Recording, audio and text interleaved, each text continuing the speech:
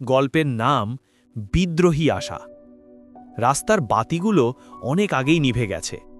নীরব শহরে শুধু একটা শব্দ, জুতার নিজে ভাঙা কাঁচের খচমচ শব্দ। একটা মানুষ হাঁটছিল, শরীর ক্লান্ত, চোখে আগুন। তার হাতে কোনো অস্ত্র নেই, কিন্তু বুকের ভেতর আছে ভয়হীন সত্য।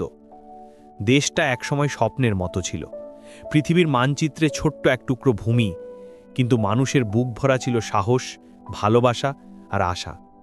কিন্তু সময় বদলালো, ক্ষমতা বদলালো, শুধু মানুষের স্বপ্ন বদলালো না।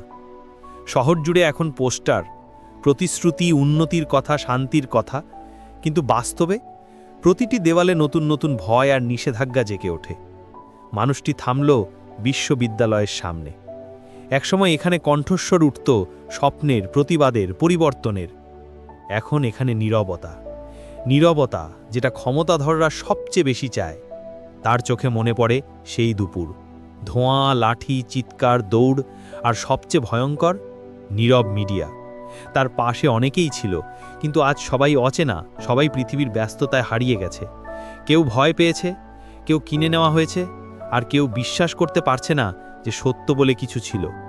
সে নিজের হৃদয়কে ফিসফিস করে বলল, সবাই ভীত, কিন্তু ভয় আর অন্যায় কখনো একই পথে হাঁটতে পারে না।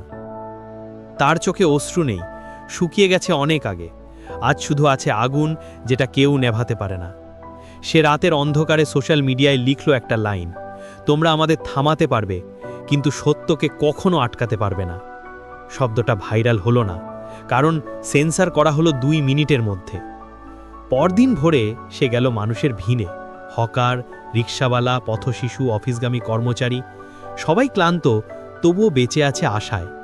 সে তাদের সামনে শুধু একটুকরো সত্য বলল, আমরা নীরব থাকলে অন্যায় শক্তিশালী হয়।